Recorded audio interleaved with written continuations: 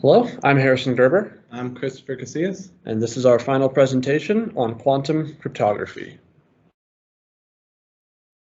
So, a little bit of an introduction. We're both studying computer security in the Bachelor of Innovation program here at UCCS.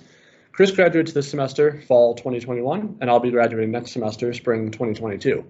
Our project is focused on quantum cryptography, i.e. how quantum technology impacts the realm of computer security today, and how it can likely and will impact this field in the future. We have focused on both cryptography and cryptanalysis in this project, aiming to both give an early proof of how quantum technology can break certain cryptographic measures, as well as educate on what the future of security could look like in a post-quantum world.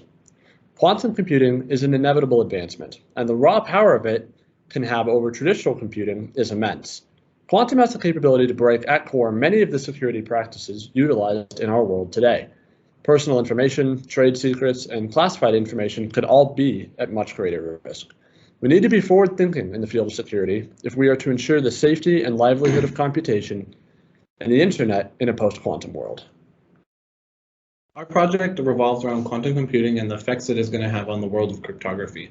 Quantum computing is a new form of computing using quantum mechanics, using the strange properties of the smallest things in our world, like electrons and protons, to exponentially increase computing power. Quantum computers use quantum bits, which are referred to as qubits, which use electron superposition to be able to exist on a spectrum between 1 and 0. So what do quantum computers and quantum computing mean for cryptography? Well, that's the question we wanted to answer in the premise of our entire project. We wanted to be able to show and explain the efficiency of quantum computers using an SDK that interfaces with early-stage quantum computers currently in existence. We wanted to collect and analyze data on how fast quantum computers could break current encryption standards, and on the flip side, we also wanted to find out how we could better defend and encrypt our data using the power of quantum. In this project, we accomplished multiple goals. First, we wrote a program that utilizes the Qiskit toolkit, and through that the IBM Quantum API, to collect data that achieves two purposes. One, it demonstrates the current capabilities of publicly available quantum technology in the scope of cracking RSA 2048, and two, to give an early glimpse at a proof of the time reduction capable through the use of Shor's algorithm in prime factorization. Second, we researched how future quantum technology would make certain modern security practices obsolete and no longer secure. Third, we performed research into advancing technologies and practices that aim to improve security and combat malicious activity in a post-quantum world. These three goals that we have accomplished allow us to demonstrate and educate how quantum technology impacts the fields of cryptography and cryptanalysis both now and in the future. To collect data ourselves, we created a program in Python that utilizes the Qiskit toolkit, providing access to real quantum hardware on a low level through IBM Quantum. This toolkit includes a basic implementation of Shor's algorithm, a function that utilizes quantum concepts and properties to reduce the time complexity of prime factorization from superpolynomial to just polynomial. The differences in these two time complexity types will be explained in a later slide. Even the most efficient non-quantum prime factorization algorithm today still has a superpolynomial time complexity. The program we wrote uses the Shor function in Qiskit to find prime factors of a list of odd, non-prime numbers. The Shor function does not handle even numbers, as they will all have the number 2 as a factor, making them a more trivial case. The program gives output including the results from running a number through the Shor function, as well as how long that call to the Shor function took. Here is a video of the live demo of our program.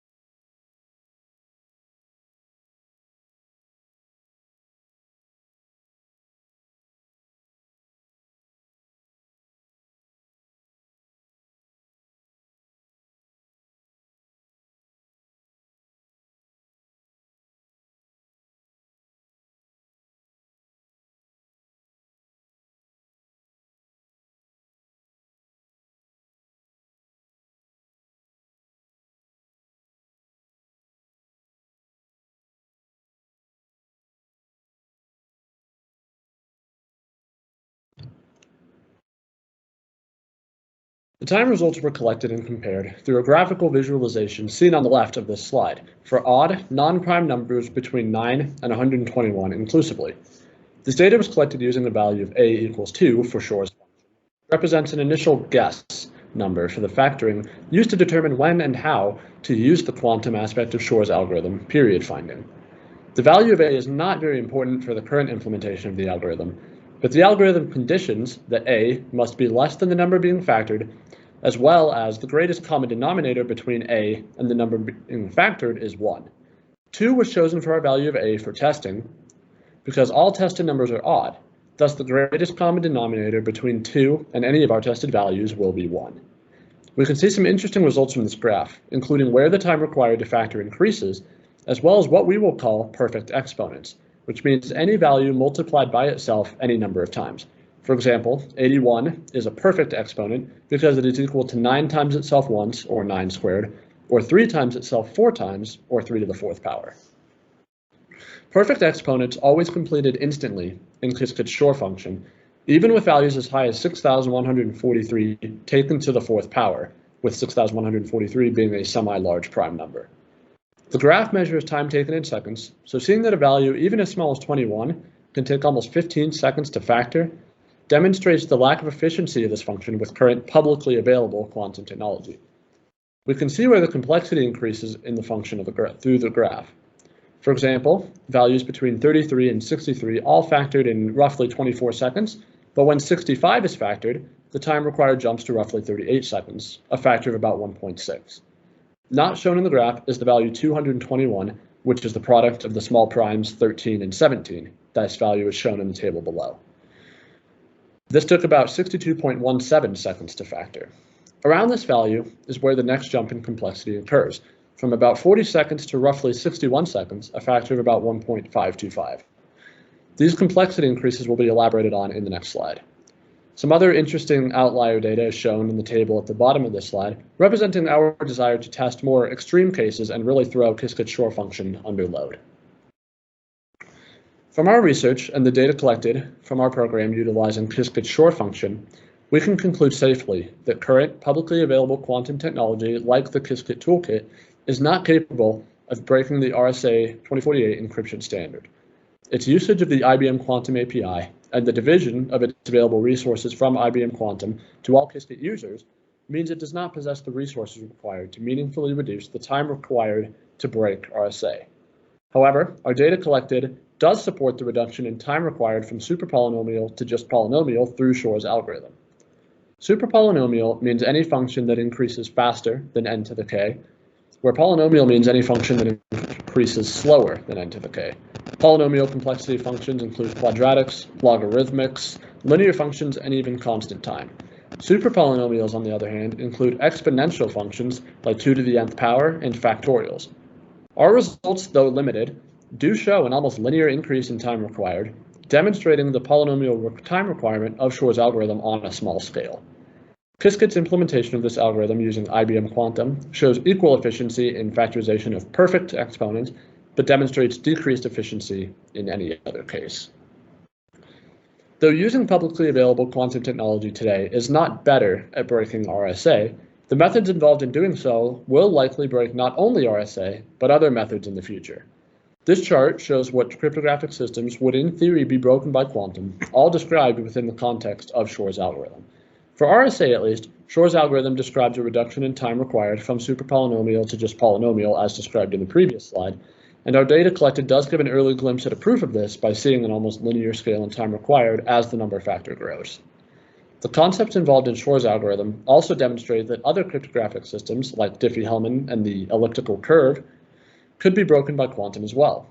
Interesting to note is that just like a one-time pad system has been proven to be an unbreakable, although resource-intensive and time-consuming method on traditional hardware, it can scale to meet the requirements in a post-quantum world. The size of a one-time pad is limitless, so future quantum computers could generate one-time pad ciphertext that is exponentially larger than what can be created today, scaling to meet the power of other malicious quantum computers. When starting this project, we wanted to find out two things: the offensive capabilities of quantum computing and the defensive capabilities of quantum computing.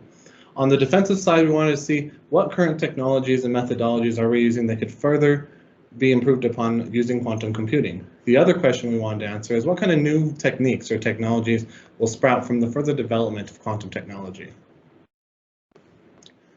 We can use quantum to vastly improve our current cryptographic technologies. For example, encryption keys and their distribution. The keys we use are generated randomly or pseudo-randomly because due to the nature of random number generation, with every random number generated, there is a small but present pattern that can be derived. This makes random numbers less secure, but with a quantum random number generator, this is no longer the problem. We simply use the input from observing quantum particles and we get truly random numbers. Once we have these truly random keys, the next step is to distribute them to whoever we are trying to establish communication with. This is also another aspect we can improve upon, which is key distribution. Using quantum mechanics, we can improve the way we distribute keys using quantum key distribution. When you transmit a key using quantum particles, namely photons, there are properties that provide additional security. First of all, if Eve were to listen in on the key distribution, it fundamentally changes the makeup of the particles, which in turn changes the key, alerting Alice and Bob that the key is compromised so that that key can be discarded. The key is not simply sent over a network, it is sent over using polarization of the particles, and the data cannot be seen without using beam splitters. After a key has been received, Alice informs Bob how to use the beam splitters to decode the key. This technology is utilizing the complexity of physics versus the complexity of mathematics in order to provide secure communication. We can improve our current systems using quantum, but we also want to find out what new standards or methodologies would be born from the commercialization of quantum computing. We are starting to see the early stages of what the next frontier of cryptography is. One of the newer things being developed is post-quantum cryptography.